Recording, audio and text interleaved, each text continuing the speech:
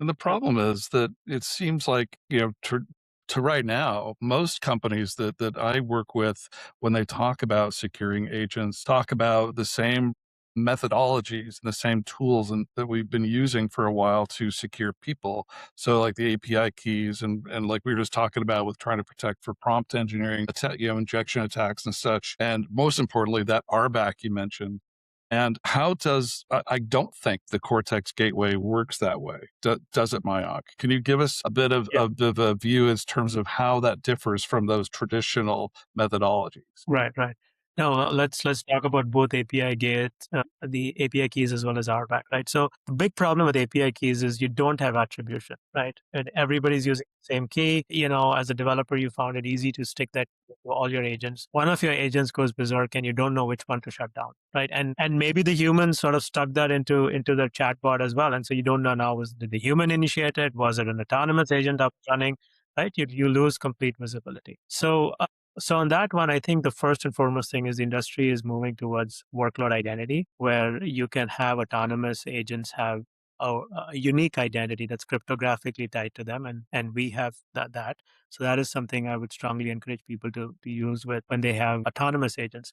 But when it comes to a human being that is launching an agent on their behalf, right? So the industry standard is using OAuth-based flows where you can create delegated tokens and you can downscope what permissions you're giving to this agent. Because we spoke a little bit about over permissioning. It is a huge problem in the industries. Somebody who's been working at a job for 5 years picks up lots and lots of permissions and Yeah, takes them yeah. away. Pseudo. Right. So exactly. And now all these ambient permissions, when you run an agent as yourself, you've essentially granted them to an agent. And now the agent is going to try everything it can to get to that goal that you've given it, and it'll do things you didn't want it to do. So being able to scope permissions down in specific sessions. So you can say, hey, for this session, I want you to read these tables, or I don't want you to have write access, right?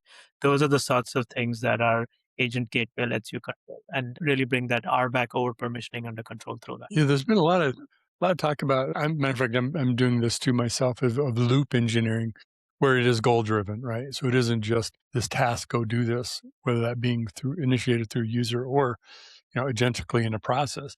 But that goal driven or that loop driven process, it can spawn other agents. It can do multiple passes at it. You really don't have control other than what the goal you've given it is to stop. So who knows where along the way, maybe you have the same kind of problem. Not the first time it's happened, but OpenAI had their agents break through the sandbox, and I don't know why they chose to pick on Hugging Face, but whatever Hugging Face said about the model it didn't like or something, I don't know. Yeah, you look good, I'll attack you.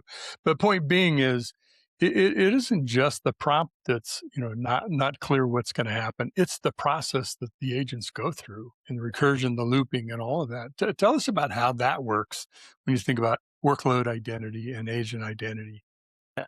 So look, one of the things that you get out of the box in the agent gateway is that it's seeing the reasoning that is going on, right? And how the model and the harness are working together, figuring out what they have to do, what sub-agents are being launched. So you have complete visibility and complete auditability over those actions.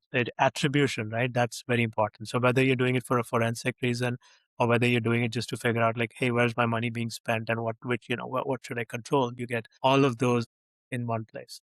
And then we're also working with a number of ecosystem partners because, like I said, I don't expect that everything.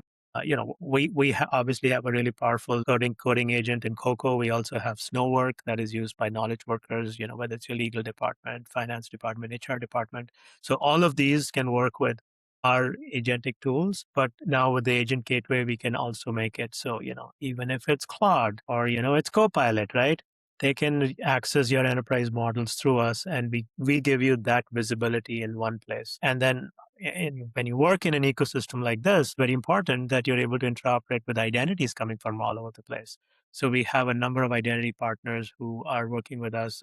1Password, Okta, SailPoint, Savient. We just announced today that we're creating new standards where you can together have these downscope tokens, which you can pass into these agent sessions. And you could say like, here's an industry standard way to capture exactly what this particular session is allowed to do on my behalf. So these are the kinds of innovations we believe are going to make it easier for people to go from that pilot phase to production.